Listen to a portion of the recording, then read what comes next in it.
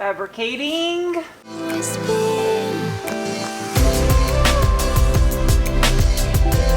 Hello, people of the world on YouTube. Welcome to my dirty purlins. I'm mildly embarrassed at how dirty that's gross. That's from dry ice blasting. I'm getting back to work on the bug today, try to get some more of this final details stuff buttoned up. If you're new and you'd like to also get buttoned up above is a link to your pants. That's an Angel food cake. He's not an actual food cake, but his name is Angel. AFC now. American Fried Chicken? Ta-da! Car parts! Ah! Ooh, it looks like it has a corset on it. Cute. Yeah. Oh, actually it's really light.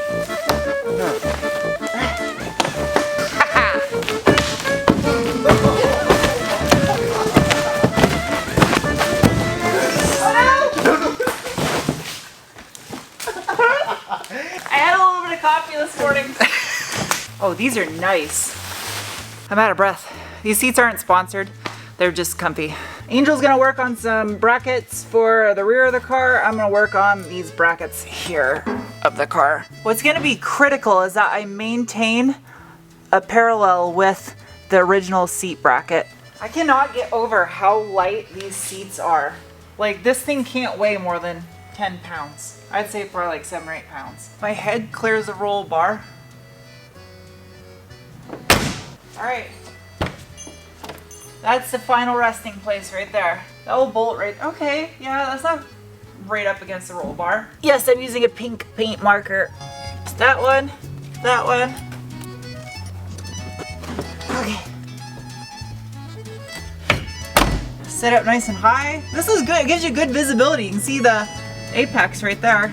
The only downfall I can see, and I think this is something that I can't even change, is just the placement of the seats naturally in this car, is my legs are a little over towards the center of the car. It's not straight on. It's not bad. Like, that's the clutch. Oh, I need a battery. Well, this should be a lot easier to center since I'm drilling into sound deadening.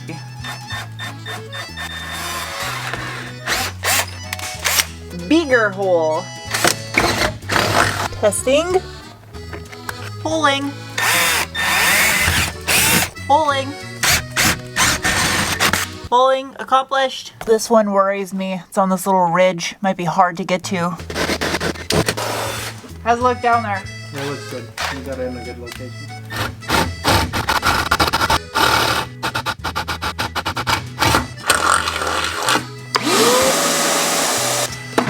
Good. I'm sending you on a hardware mission. We need 8 of these. 8 nuts. Nuts. I wish I had a bench stock. I think that is like more of a shop goal than anything for me, and that would be to have my own like worth system, nuts and bolts and hardware. I've been trying to build up one of my own from leftover hardware from random jobs. So like I got rubber caps here, little random nut plate, plastic clipper doodles, vacuum tees, small nuts, big nuts, LED bulbs, incandescent bulbs, shop goals.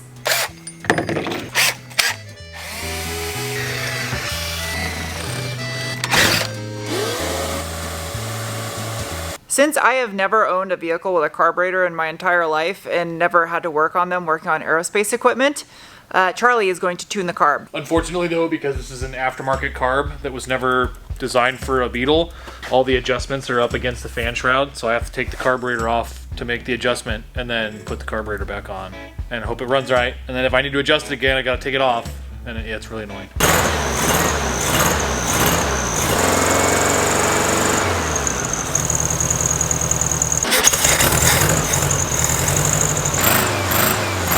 So when you apply 12 volts to this, theoretically this spring-a-thing should unwind as it gets warmer, and it doesn't appear to be doing it. Well, maybe it is. Yeah, it is, ever so slowly. Yeah, but it was halfway covering the word Japan, and it's not anymore, so.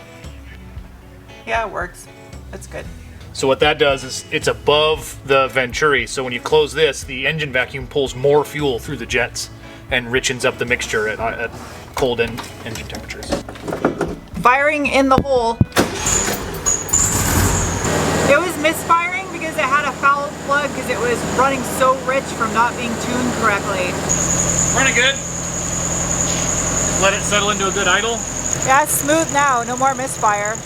And that loud screeching sound you hear is how these Beetles sound naturally. That's their native sound. Yeah, it sounds like a little bug. I thought there was some belt squeal, but it was just the sound of the exhaust. Seat number 1. Oh, I almost ate shit.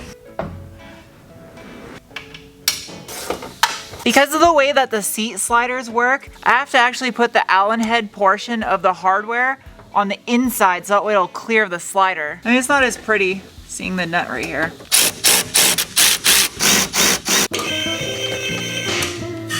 Hardware-ing. Special cut washer.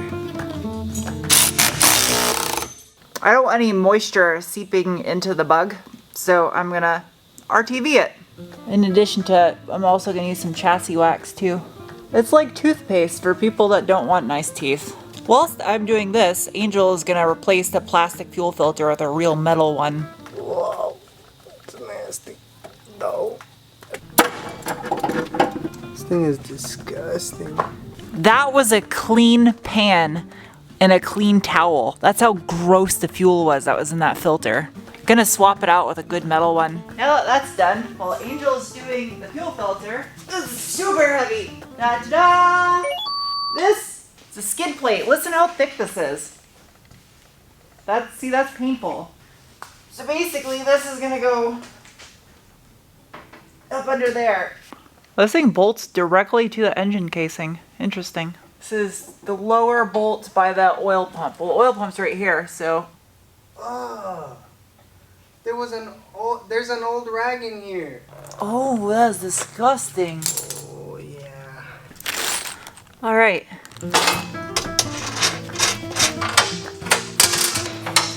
I'm not gonna tighten those down until I know where they go. That's gonna attach, so you see where the oil pump is at? Yeah, that last bolt. So that bracket goes right up here and kind of like triangles around this rear mount to protect it. It is now tomorrowing. Sometimes instructions are incorrect. Way smarter. Time for a little bit of whistle biscuit.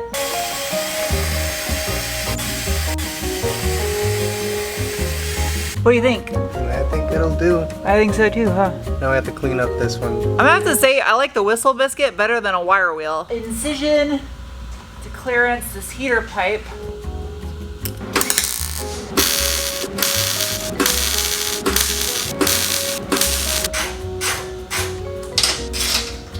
You're free.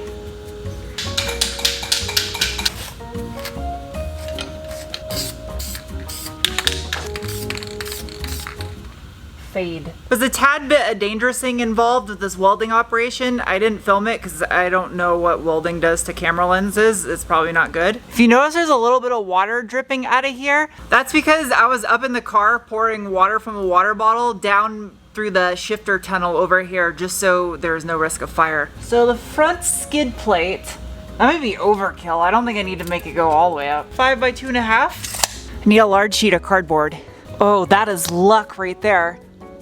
Perfect size piece of cardboard. So 22 and a half, 22 and a half.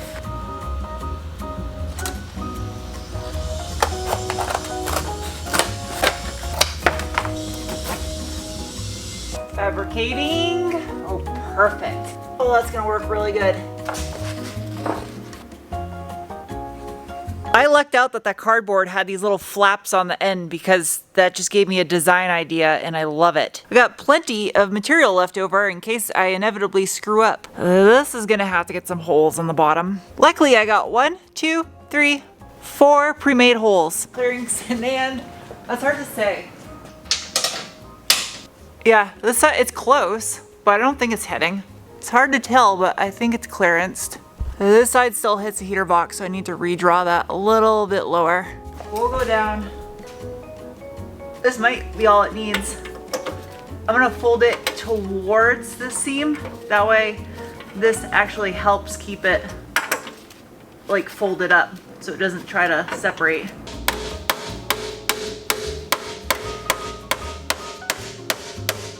I think that is the only area that was of a question. Oh yeah, it's clear and good on this side. Okay, we're still hitting a tiny bit on this side. But it's not the seam that's hitting? It's only the seam, I think.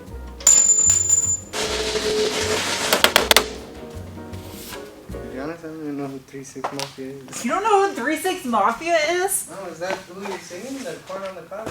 Juicy J? I know who Juicy J is. Okay, so then you know a part of 3-6 Mafia. Yarry mateys. These things match the skid plates. Whoa, that would have been a bad day. This can go back on permanently now.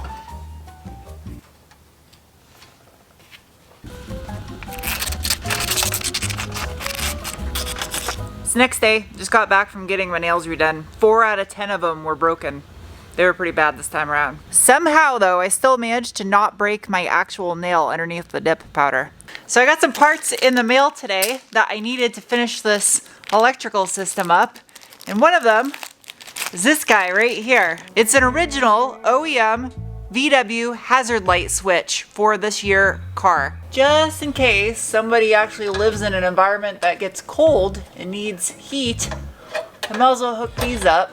I really hope I don't have sweaty armpits right now. It'd be really embarrassing. And I'm gonna move the camera because I don't want you to look at my sweaty armpits. Oh yeah, that's all I needed. Okay, trying to do this without fucking my nails up. I literally just got them done hours ago. Ooh, that's probably pretty tight right there. How this doesn't rattle when the car is running.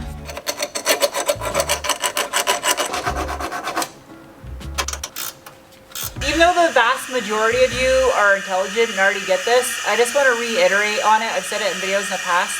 If I don't film something while I'm working on the car, it's not because I didn't do it. It's because I get sick and tired of moving that camera around every 3 seconds and setting up a new shot so I can do something. With that said, I need to reroute my fuel line over the top of the starter instead of under it. I don't like the way it is positioned. I don't want it to chafe. I think the least messy way I can do this is just to disconnect it right here.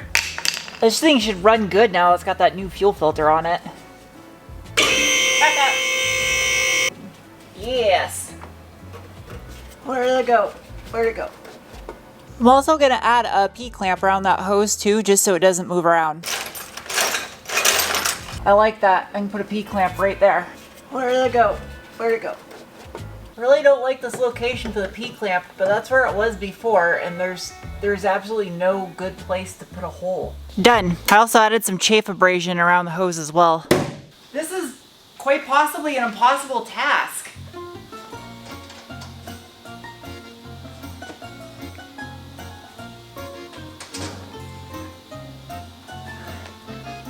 This thing weighs like 60 pounds.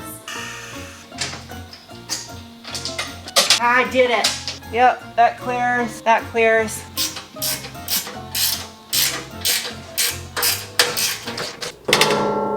Yeah. It's gonna need some work. The curse of terrible fitting aftermarket Beetle parts strikes again. I should have just made this thing from scratch myself. It's alright. I think all I gotta do is a little bit of a bend right here and angle that down away from the heater box. And when you hit a big bump, it shouldn't hit. Speaking of making things myself, the custom barbecue grill guys cut me out my front skid plate. I need to test fit it before I do some bends. Let's see. Does it fit? Yeah. Oh, that fits perfect. Absolutely perfect. Now I just gotta make the bend. There's gonna be a bend like right halfway, and it's gonna gradually curve up to the bumper and then bend again right there. In the last video, you guys probably heard at full steering lock, the tires rub a bit, and where it's rubbing is right here on the belly pan, the upper pinch weld. See, I trimmed the lower one, but I haven't trimmed this upper lip, and that's right where the tire is catching, right there. So I gotta cut that smooth so it doesn't rub anymore. Another way of correcting this issue is also to max out your steering stops, but I'm trying to do a balance right in between. So it's just something I haven't gotten to yet. The last 2 electrical components I was waiting on are here, and I already replaced 2 of them, the brake switches. This car had a 72 and up brake master cylinder, so the brake switches are slightly different. So now that I got the new parts in, the brake lights function like they should, which means I can finally get the dash installed and finish out the stereo system that you haven't seen yet. And as soon as I get all the dash data for the giveaway so I can choose the winner or pick a number for the winner, I'll do that live stream and we can find out who this car is going to for its new home. So thank you guys for watching. I'll see you soon with another video. Bye.